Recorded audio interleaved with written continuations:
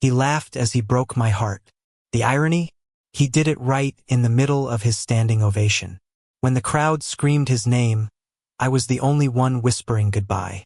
Ethan Vale, the Broadway star everyone adored.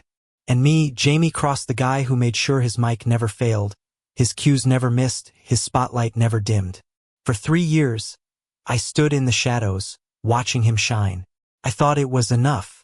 I thought loving him from behind the curtain still meant something. But that night, everything unraveled. It was the opening night of Firelight, the show that was supposed to catapult Ethan into stardom. The theater pulsed with energy. Cameras flashed, champagne bubbled, and Ethan was unstoppable. His co-star, Adam Mercer, was America's sweetheart, charming, scandalous, and the kind of man who knew how to play the press like a violin. The tabloids had already started spinning a fantasy romance between Ethan and Adam to fuel ticket sales. Ethan swore to me it was all fake. "It's just PR, baby," he'd said, fingers brushing mine in the dressing room. "You know who I come home to." But that night, when I went backstage to congratulate him, I caught them. Not rehearsing, not talking, kissing. And for the first time, the stage lights didn't blind Methy burned. I didn't scream.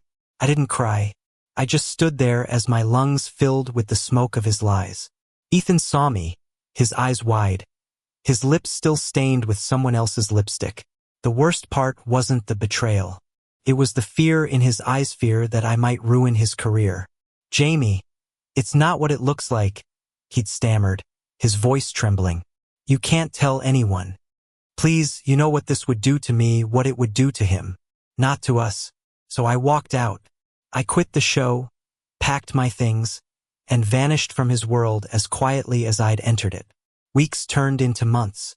I tried to convince myself that I was free, that the silence was peace. But every billboard, every song, every theater light that flickered at night felt like a ghost whispering his name. Until I met Lucas Hart, the director who'd been silently watching the same tragedy unfold from behind his own curtain. Lucas was older than me by 10 years, calm in ways that unnerved me. Where Ethan's love had been fire-consuming, blinding Lucas's was steady, like a single candle in the dark.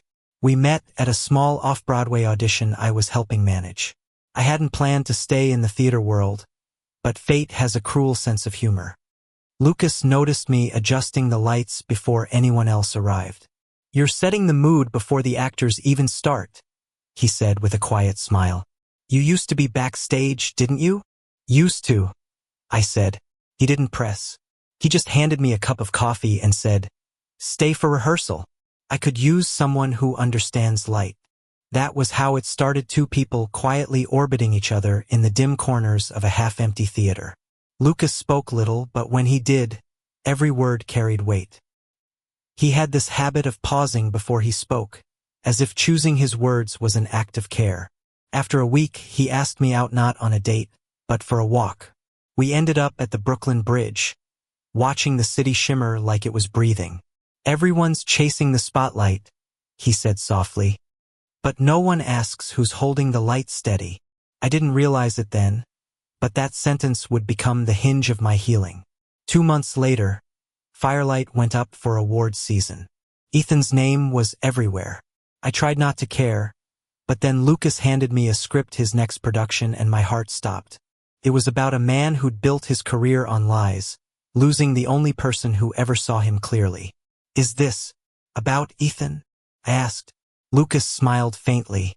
"It's about truth, but if the shoe fits." When I joined the crew, the world started to feel right again. Until the night Ethan walked into our rehearsal. He looked different, sharper somehow, exhausted. Fame had carved new lines around his eyes, but when they met mine, I saw something I hadn't before: fear. "Jamie," he said, stepping closer, his voice trembling. "I didn't know you were here."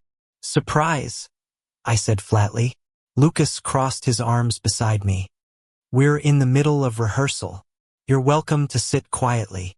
Ethan hesitated, then sat in the back row, his presence suffocating. The actors began their scene, two lovers breaking under the weight of ambition. As the dialogue echoed through the theater, Ethan's face paled. He knew. He knew the story was about him. After rehearsal, he waited for me outside. "Jamie, please," he whispered, his hand reaching for mine. "I made a mistake. Everything with Adamit was pressure, PR. I thought I was protecting us." "By erasing me?" I asked quietly. He swallowed hard. "I was scared. I thought if the world found out about us, I'd lose everything." "You did," I said. "You lost me." For the first time, Ethan didn't have a script. His tears weren't rehearsed. And for a flicker of a second, I almost believed in the man I used to love. But then I saw Lucas standing a few feet away, waiting, not intruding, not judging. Just waiting. And in that stillness, I realized what love was supposed to look like. Ethan tried to make amends in all the wrong ways: public apologies, interviews laced with guilt, even a dramatic confession on live television. The world ate it up. The fans forgave him. But I couldn't, because forgiveness isn't about what you say, it's about who you become. And he was still chasing the light, not the truth. Lucas, on the other hand, kept showing up. Quietly, steadily. He didn't try to fix me. He just made space for me to exist again. When our new show premiered, it wasn't a blockbuster. It didn't break records or make headlines. But it was honest, raw, and real. As the final curtain fell, Lucas reached for my hand. I didn't pull away. From the corner of my eye, I saw Ethan in the crowd clapping, crying, maybe finally understanding. But I didn't look back, because for the first time I wasn't someone's shadow. I was the light itself. Ethan's face faded behind the curtain of applause, swallowed by the crowd. I should have felt closure in that moment. Ve felt something. But standing there under the stage lights, fingers still locked in Lucas's, I realized healing wasn't loud. It was quiet, steady, and painfully slow. After the show, the cast poured into the green room, laughter and exhaustion mixing like perfume and sweat. Someone popped champagne. Someone else cried. Lucas smiled politely, accepting congratulations, but I could see his gaze flicking to me now and then, checking in without words. When the crowd thinned out, he came over and handed me a half-empty glass. "You survived opening night," he said softly. I smirked. "Barely." Lucas leaned against the wall beside me. The dim bulbs above us buzzed faintly, the old kind that made everything feel sepia-toned. "You know," he murmured, "you were the reason I made this show." I laughed dryly. "Because I'm a walking heartbreak?" "No," he said, his voice dipping low. "Because you still believe love can survive honesty." I stared at him, unsure whether to laugh or cry. "You make it sound poetic." "It is," he said. "Or at least it should be." Outside, the city hummed, neon lights flickering like restless hearts. I wanted to go home, to hide under blankets, to forget the way Ethan's eyes had searched for me in that audience. But Lucas didn't offer escape, he offered presence. And that was somehow harder to face. He brushed his thumb along the edge of my champagne glass, then pulled back quickly. "Sorry," he murmured. I didn't move. "Don't be." The silence that followed wasn't awkward, it was almost tender. Weeks passed. The play found its rhythm, our names quietly spreading in theater circles. Critics called it a haunting portrayal of love and consequence. Others called it too raw, too personal. They weren't wrong. But one afternoon, a single message shattered that calm. It was from Ethan. "Can we talk? Please, just once." I stared at the screen for a long time, fingers hovering over the keyboard. Every part of me screamed no, but another part, the foolish, loyal part that had memorized the curve of his smile, typed, "Tomorrow, noon, Riverside Cafe." Lucas noticed my tension before I said a word. He always did. "You're meeting him," he said quietly when I told him. It wasn't a question. "Yeah, just to close it out." He nodded, his jaw tightening slightly. "Closure's a tricky thing, Jamie. Make sure you're ready for what it costs." The next day, the city felt colder. Riverside Cafe was nearly empty, sunlight spilling across chipped wooden tables. Ethan was already there, wearing the same black coat I'd once stolen to sleep in. For a heartbeat, it felt like no time had passed. Then he looked up, and I saw everything I'd missed before: the cracks, the weight, the fear. "Jamie," he said, standing.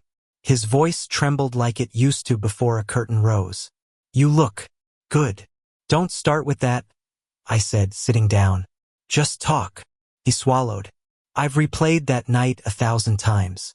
What I did, what I said. You were right, I was a coward. I stayed silent." He leaned forward, desperate now. "I thought protecting my image would protect us. I was wrong. And now none of it matters. Adam's gone. He moved to LA, and we haven't spoken in months. The fame doesn't feel like anything anymore." I looked at him. "You got everything you wanted, Ethan." His laugh was hollow. "No, I got what everyone else wanted. That's different." The bitterness in his voice almost broke me. I had loved him once, really loved him, and hearing that pain should have made me want to comfort him. Instead, it made me sad in a way I couldn't fix. "I'm not here to punish you," I said finally, "but I'm not the same person you left behind." He nodded slowly, eyes wet. "I know. I saw you on that stage. You looked alive. And that man Lukash's the one who helped you get there, isn't he?" I hesitated, then said the truth. "Yes." Ethan smiled faintly. "Then I'm glad. At least someone finally gave you what I couldn't." For the first time, his words didn't hurt. They just landed softly, like closure should. We sat there in silence for a while, the river glinting beyond the glass. When I stood to leave, Ethan reached out, fingers brushing mine. "Jamie," he whispered, "do you think you'll ever forgive me?" I thought about his sleepless nights, the silence, the ache that had hollowed me out. Then I nodded once. "Maybe I already have. But forgiving isn't the same as going back." He let go, and that was the first selfless thing he'd ever done. That night, I went to Lucas's apartment. He was on the balcony, sketching notes into his worn-out notebook. The city skyline behind him looked endless, like a promise. "Hey," I said softly. He looked up, his eyes warm but questioning. "How did it go?" "Final act," I said with a tired smile. "No encore." He nodded. "Good." I hesitated before walking over, standing beside him. The wind was cool, carrying the faint hum of distant traffic. "You were right," I said. "Closure costs. And it was worth it." Lucas turned, studying me for a long moment. "You're trembling." "I'm not," I protested weakly. He set his notebook aside, stepped closer, and took my hands. His palms were warm, grounding.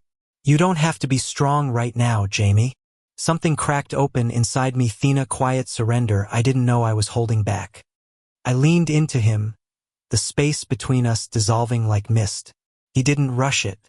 He just held me there, steady and still, until the shaking stopped. In the weeks that followed, the world kept spinning. The play gained traction, more shows were booked, and suddenly our quiet off-Broadway project was the talk of the season. Lucas's name started showing up in industry magazines. Mine too, sometimes. It should have felt like déjà vu, another climb toward the light, but this time, it felt different. Lucas made sure of that. He never let success change the small things. The way he double-checked every actor's comfort. The quiet coffee breaks we shared before each rehearsal. The small smile he'd give me from across the stage before lights up. One evening, after a particularly intense performance, he pulled me aside. "Walk with me?" he asked. We ended up at the same riverside where I'd met Ethan weeks before. The city lights shimmered on the water, but it wasn't the same scene anymore. It was warmer, somehow, like the air itself had learned to breathe easier. Lucas stopped, hands in his pockets. "You ever think about how stories always end with someone walking away?" I tilted my head. "That's because endings make people move." He smiled. "Maybe. But what if the real ending is when someone finally chooses to stay?" I didn't answer right away. Instead, I looked out at the skyline. I spent so long loving someone who made me feel invisible. And now, with you, I don't know what to do with being seen. Lucas stepped closer. "Then start small. Let yourself be seen one piece at a time." I turned toward him, heart thudding. "And if I get scared? Then I'll wait," he said simply. "I'm good at waiting." That was the moment I knew this wasn't another chapter of heartbreak. It was a beginning. Months later, we found ourselves at an awards ceremony. Our play had been nominated for Best Direction and Best Original Production. I didn't expect to win anything. I was just there to support Lucas. But when they called our show's name, the room erupted. Lucas stood, eyes wide, and before I could even process it, he reached for my hand right there, in front of everyone. Cameras flashed, gasps filled the room, and for a heartbeat, time froze. He didn't let go. As he gave his speech, his voice calm and measured, he glanced at me once. "This story," he said, "was built on truth, on the kind of love that doesn't ask for applause, just honesty." The audience applauded, not knowing how much truth lived in those words. Afterward, in the quiet backstage hallway, I leaned against the wall, breathless. Lucas approached, award in hand, looking slightly dazed. "You know," I teased, "you just outed us to half the theater industry." He smiled, unbothered. "Good. I was tired of pretending you were just my lighting assistant." I laughed, shaking my head. "You're impossible." "Maybe," he said, stepping closer, "but you're the reason I started believing in happy endings again." For once, I didn't deflect. I just looked at him, the quiet strength, the calm certainty, the gentle eyes that had seen all my broken edges and stayed anyway. And I kissed him. It wasn't fireworks or applause. It was soft, real. The kind of kiss that felt like exhaling after holding your breath for too long. Later that night, after the after-party chaos faded, we walked back to his apartment in silence. The city lights shimmered around us, the air cold enough to bite but not enough to chase us apart. "Do you miss him?" Lucas asked suddenly. "Ethan. Always Ethan." I thought about it, then nodded. "Sometimes, but not the way you think. I miss who I thought he was, who I wanted him to be." Lucas squeezed my hand gently. "That's fair." We stopped at a crosswalk, waiting for the light to change. "Do you ever think," I asked quietly, "that maybe love is just learning how to forgive people who hurt us and ourselves for letting them?" Lucas smiled faintly. "Maybe, but I think real love is learning when to stop rewriting the same story." The light turned green, and we crossed together. 2 months later, our play moved to Broadway. The first night, as the crowd roared, I felt that same old electricity, the kind I'd once chased through Ethan's world. But this time, I wasn't in the wings. I was part of it. When the curtain fell, Lucas and I shared a look across the stage. No words, just that quiet, knowing connection that didn't need applause. Somewhere in the audience, I saw a familiar silhouette stand and clap. Ethan. He caught my eye, smiled faintly, and mouthed something. "I'm proud of you." And just like that, the story that had begun in betrayal ended in peace. Because some loves are meant to burn bright and fast, teaching you what pain feels like. But others, like Lucas, are the kind that teach you how to stay when the lights go out. And maybe that's the truest kind of love there is. The night Broadway embraced our show felt unreal. Every seat was filled. Every breath of the audience synced with the actors on stage. I watched from the lighting booth, my fingers trembling on the dimmer switch, knowing that every second of light falling on that stage carried pieces of my past and my rebirth. When the final scene ended and the curtain fell, thunderous applause shook the theater. I saw Lucas bow with his cast, humble and graceful as ever. His eyes found mine through the crowd. He didn't need to smile. That quiet acknowledgement between us, steady, unspoken, was enough to say we made it. But what I didn't expect was the emotion that followed. It wasn't pride. It wasn't relief. It was something deeper, like realizing you'd finally come home after wandering for years. After the performance, the theater buzzed with laughter and congratulations. Critics, producers, investors all flooding in with praise. I stood near the exit, trying not to drown in it all. Fame had never been my dream. Peace was. And for the first time, I was standing in it. "Jamie." I turned at the sound of my name. Ethan stood there, a bouquet of white lilies in his hand, dressed too perfectly, as if he'd rehearsed this meeting in front of a mirror. The sight of him didn't hurt anymore. It just existed. He walked closer, stopping a few feet away. "You were incredible." he said quietly. The show, the lights, the way it all felt. It's like you finally found your voice. I smiled faintly. Maybe I just stopped whispering. He exhaled, tension softening his face. I wanted to give you these, he said, extending the bouquet. No strings, just gratitude. I took the flowers, fingers brushing his for the briefest second. Thank you. I mean it, he said. You made something beautiful. I watched every minute, and I kept thinking this is what you were always meant to do. You were never just part of someone else's story, Jamie. You are the story. For a moment I couldn't speak. All the anger, all the ache, all the unfinished conversations between yous, it all seemed so small now. I hope you find peace, Ethan, I said softly. He nodded, eyes glistening. I think I already did. Watching you happy. That was enough. He stepped back then, a sad but genuine smile crossing his face. Goodbye, Jamie. Goodbye. And just like that, the man who once owned my heart disappeared into the night, swallowed by the glow of Times Square. Later, Lucas found me standing alone on the balcony above the theater, lilies in hand. The city sprawled below us, endless and alive. White lilies, he said, eyeing the bouquet with amusement. He's got dramatic taste. Of course he does, I said, laughing quietly. He always did. Lucas stepped beside me, resting his arms on the railing. How did it go? Peaceful, I said, like closing a book I loved too long. He nodded slowly. Good. You deserve new pages. I looked at him, the city lights reflecting in his eyes. What about you? Do you ever feel like you're still carrying your own ghosts? Lucas smiled wistfully. Every day.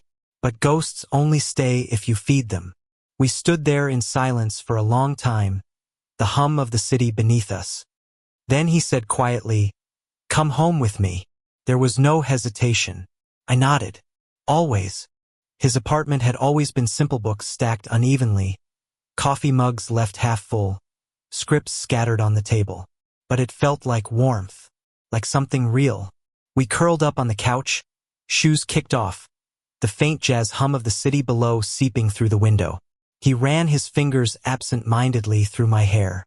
I've been meaning to tell you something, he murmured. I looked up. That sounds serious. He smiled, a little nervous. It's about next season. I've been offered to direct a film. I blinked. A film? Yeah, in California. A studio reached out. They saw Firelight and our play. They want something raw, real, something like us. I froze. California's a long way from here. He nodded. I know. That's why I haven't said yes yet. Because of me? Because I don't want to lose you, he said simply. My throat tightened. Lucas. He touched my cheek, his thumb brushing gently across my jaw. You don't have to say anything. I just needed you to know. The air between us was thick with quiet longing. Then I whispered, I don't want to hold you back. If you go, I'll find my way to you. He smiled, relief flickering through his eyes. You mean that? I nodded. Yeah. Love shouldn't be a cage. 2 months later, Lucas left for California. I helped him pack, my chest tight but calm. We promised daily calls, visits when possible, and an open ending not out of uncertainty, but out of trust. The morning he left, he kissed me goodbye on the empty platform, sunlight pouring between us. Promise me something, he said softly. Anything. Keep creating. Don't disappear just because I'm not in the same room. I smiled, blinking back tears. Only if you promise to come back. I will, he said. Always. The train pulled away, carrying him into the horizon. And just like that, my world grew quiet again, but this time, the silence wasn't lonely. It was full of possibility. The next months blurred into a rhythm. I started teaching lighting design at a local art school, mentoring kids who reminded me of my younger self, bright, eager, uncertain. Sometimes, during class, I'd catch a glimpse of Lucas's name in movie updates online. New director rises in Hollywood, the headlines read. I'd smile quietly, proud. We talked every night. He'd tell me about the chaos of filming. I'd tell him about my students. Distance didn't dull use, it deepened us. One night, during a video call, he looked unusually quiet. "What's wrong?" I asked. He hesitated, then smiled. "I got an award today." "Lucas, that's amazing. Why do you look like someone died?" He laughed softly. "Because I realized none of it felt real without you there." My heart squeezed. "Lucas," he cut me off gently. "I'm coming home, Jamie. For good this time." A week later, he was back. When I saw him stepping out of the cab in front of my apartment, it felt like time folded in on itself. Same smile, same eyes, same calm energy that felt like gravity. I ran to him. He dropped his bags, catching me mid-run. For a moment, the world narrowed to heartbeat and warmth and the quiet realization that real love doesn't fade with distance. "Welcome home," I whispered against his shoulder. He kissed the top of my head. "You kept your promise." "So did you." The following year, Lucas and I co-directed a stage-to-film adaptation together. It was small, independent, and painfully honest, a story about two men learning to choose each other after losing themselves. Critics called it intimate and devastating.